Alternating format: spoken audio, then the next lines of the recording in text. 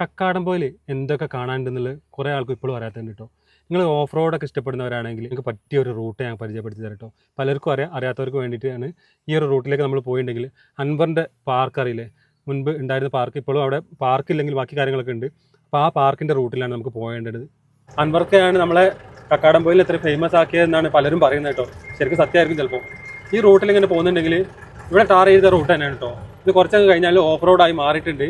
അപ്പോൾ നമുക്ക് കാറ് ബുദ്ധിമുട്ടായിരിക്കും. കാറാകുമ്പോൾ നമുക്ക് പമ്പറും കാര്യങ്ങളൊക്കെ ചിലപ്പോൾ വേറെ മാറ്റേണ്ടി വരും. അതുകൊണ്ടാണ് ഞാൻ പറഞ്ഞത്, ഒരു ഹൈറ്റുള്ള തരത്തിലുള്ള വണ്ടികളാണെങ്കിൽ കുഴപ്പമുണ്ടാവില്ല. ഇതിലൂടെ പോകുമ്പോൾ തന്നെ ഒരു ഭയപ്പെടുന്ന രീതിയിലാണ് കേട്ടോ. ഒറ്റപ്പെട്ട ഏരിയയാണ്. ഇവിടെ അടുത്തൊന്നും വീടുകളോ അല്ലെങ്കിൽ സ്ഥാപനങ്ങളോ ഒന്നുമില്ല. റിസോർട്ട് കാര്യങ്ങൾ തന്നെ ഇവിടുത്തെ കാണുന്ന ഒരു ഭാഗത്തേക്കില്ല. അപ്പോൾ നമുക്ക് ഇവിടെ ഫുള്ള് കാടിൻ്റെ ഉള്ളിലൂടെ പോകുന്ന ഒരു ഫീലിങ്സ് ആണ്.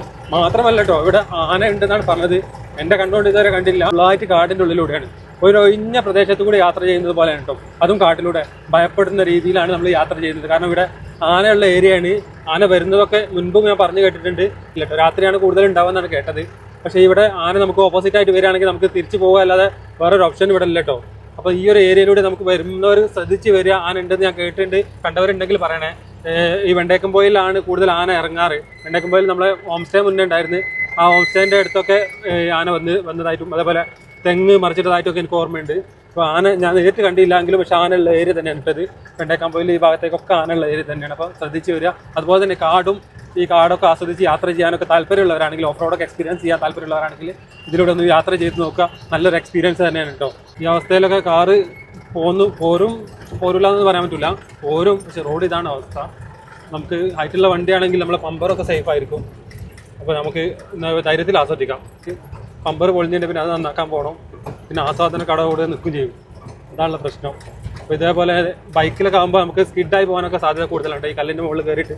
അപ്പോൾ ഇവിടുന്ന് താഴോട്ടേക്കൊക്കെ ഇതന്നെ അവസ്ഥ. കൂടുതൽ അവസ്ഥ താഴോട്ടേക്ക് നമുക്ക് കാണാം. കണ്ടില്ല, ഈ അവസ്ഥകളൊക്കെ നോക്കിയിട്ട് ശ്രദ്ധിച്ചിട്ട് വരിക. കാറിലാകുമ്പോൾ ഞാൻ നേരത്തെ പറഞ്ഞ പോലെ കുറച്ച് റിസ്ക് ഉണ്ടാകും. ജീപ്പൻ ഉണ്ടല്ലേ, ആടി വലഞ്ഞ് നല്ല എക്സ്പീരിയൻസോട് കൂടിയാണ് നമ്മൾ യാത്ര ചെയ്യുന്നത്. യാത്ര ചെയ്യുക, ആസ്വദിക്കുക.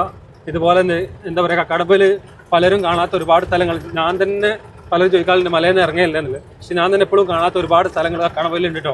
കക്കാടംപോയിൽ ഒരു വലിയ ഏരിയ തന്നെയാണ്. വിചാരിച്ച പോലെ ചെറിയൊരു ഭാഗമൊന്നുമല്ല. നമ്മളെ വീഡിയോകളിലായിട്ട് ഓരോരോ ഭാഗങ്ങളായിട്ടൊക്കെ അപ്ലോഡ് ചെയ്തുകൊണ്ടിരിക്കും. നമ്മളിപ്പോൾ റിസോർട്ട് ഇങ്ങനെ ചെയ്തുകൊണ്ടിരിക്കുകയാണ്. റിസോർട്ടുകളെ പരിചയപ്പെടുത്തിക്കൊണ്ടിരിക്കുകയാണ്. ഹോം സ്റ്റേകൾ പരിചയപ്പെടുത്തുന്നുണ്ട്.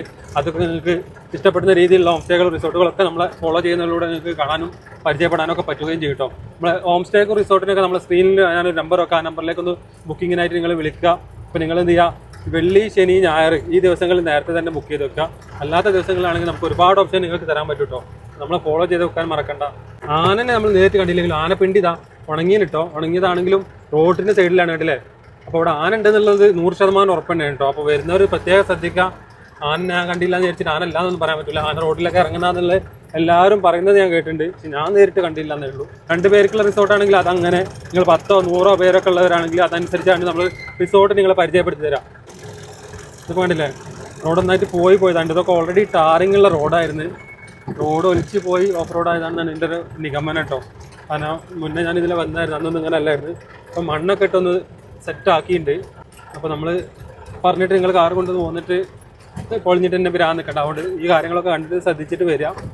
അപ്പം ജീപ്പും ബൈക്കൊക്കെ ഉള്ളവരാണെങ്കിലും അതും ശ്രദ്ധിച്ചിട്ട് ഈ ഒരു റോഡ് എക്സ്പീരിയൻസും അതുപോലെ തന്നെ വെണ്ടേക്കാംപോയിലേക്ക് കണ്ടില്ലേ, മല ഉണ്ടല്ലേ നിങ്ങൾ, എന്താ ഇപ്പം നല്ലൊരു തെളിഞ്ഞ കാലാവസ്ഥ ഉണ്ട്. അതുകൊണ്ട് നമുക്ക് വ്യൂ ആയിട്ട് കാണാൻ പറ്റുന്നത്. അതല്ലെങ്കിൽ ഫുള്ളായിട്ട് കോടായിരിക്കും. ഈ വരുന്ന വഴിയിലൊക്കെ റിസോർട്ടുകളുണ്ട്, അതുപോലെ തന്നെ ഹോം സ്റ്റേകളുണ്ട്. അപ്പോൾ ഇവിടെയൊക്കെ താമസിക്കുന്നവരുണ്ട് കേട്ടോ. നിങ്ങൾക്കും ഇതുപോലെ എക്സ്പീരിയൻസ് ഒക്കെ ആസ്വദിക്കാനൊക്കെ താല്പര്യമുള്ളവരാണെങ്കിൽ ഇവിടെ നിന്ന് സ്റ്റേ ചെയ്യുക. അതുപോലെ തന്നെ ഇതൊക്കെ സേഫ് ആയിട്ടുള്ള സ്ഥലങ്ങളാണ്. ആന ഉള്ളിലായിട്ട് വരില്ല എന്നുള്ള ഉറപ്പുള്ളത് കൊണ്ടാണ് ഇവിടെയൊക്കെ റിസോർട്ടും കാര്യങ്ങളൊക്കെ ഉള്ളത് തന്നെ. അപ്പോൾ അങ്ങനത്തെ അപകടങ്ങളും പ്രശ്നങ്ങളൊന്നും ഇതുവരെ ഉണ്ടായില്ല. ഇവിടെ ഒരു ഹട്ടുണ്ട്. ഈ ഹട്ടിലേക്ക് നിങ്ങൾക്ക് ബുക്കിംഗ് ഒക്കെ താല്പര്യമുള്ളവരാണെങ്കിൽ നമ്മളെ കോൺടാക്ട് ചെയ്യാൻ പറ്റും. കണ്ടില്ലേ, 2 ബെഡ്റൂമുള്ള ഹട്ടാണ് കേട്ടോ. അപ്പോൾ ഇതേപോലെ തന്നെ ഇതിൻ്റെ തൊട്ടടുത്ത് തന്നെ ഒരു വെള്ളച്ചാട്ടം കൂടി നമുക്ക് കാണാനുണ്ട്. ഇതിനോട് ചാരിയിട്ടൊരു വെള്ളച്ചാട്ടമുണ്ട്. ഈ ഒരു വെള്ളച്ചാട്ടം നല്ല ഭംഗിയുള്ളത് തന്നെയാണ് കേട്ടോ. ഇവിടുന്ന് കുളിക്കാനൊന്നും പറ്റില്ല, നമുക്ക് ആസ്വദിക്കാന്നേ ഉള്ളൂ. കണ്ടില്ലേ, നമുക്ക് ഇതിൻ്റെ താഴത്തേക്കും അതുപോലെ തന്നെ വെള്ളച്ചാട്ടമുണ്ട്. അപ്പോൾ നമ്മൾ വെണ്ടേക്കംപോയിലേക്ക് എത്തിക്കൊണ്ടിരിക്കുകയാണ് കേട്ടോ. വെണ്ടേക്കംപോയിൽ നിന്ന് പിന്നെയും വേറെ ഓഫ് റോഡുകളുണ്ട്. പിന്നെ വെണ്ടേക്കംപോയിൽ നിന്ന് നിലമ്പൂർ റോഡിലേക്ക് വന്നവർക്ക് പിന്നെ ഓഫ് റോഡ് വേറെ എക്സ്പീരിയൻസ് ചെയ്യേണ്ട ആവശ്യമുണ്ടാവില്ല. നിലവിൽ റോഡ് മുഴുവൻ ഓഫ് റോഡ് ആയതുകൊണ്ടാണ് എനിക്ക് മനസ്സിലാക്കാൻ പറ്റിയത്. പിന്നെ കക്കാടംപോയിൽ ആസ്വദിക്കാനൊക്കെ താല്പര്യമുള്ളവരാണെങ്കിൽ നേരെ ഈ ഒരു വഴിക്കൊന്ന് ശ്രമിച്ച് നോക്കി കണ്ട് ആസ്വദിച്ചോളി. ഇതിൽ നേരെ നമുക്ക് വെണ്ടേക്കംപോയിൽ നിന്ന് നിലമ്പൂർ റോഡിലേക്കും പോവാം, അതുപോലെ തന്നെ കക്കാടംപോയിലേക്ക് അതിലെ വഴി അങ്ങനെയും കയറട്ടോ. അങ്ങനെ കയറുമ്പോൾ വേറൊരു എക്സ്പീരിയൻസ് കൂടി ആയിരിക്കും. വന്ന വഴിക്ക് തന്നെ പോകാതെ തന്നെ ആ വഴിക്ക് വെണ്ടേക്കമ്പോയിൽ നിങ്ങൾക്ക് ഇടത്തോട്ടേക്ക് തിരിഞ്ഞിട്ടുണ്ടെങ്കിൽ നമുക്ക് കക്കാടംപൊയിലേക്ക് എത്താം.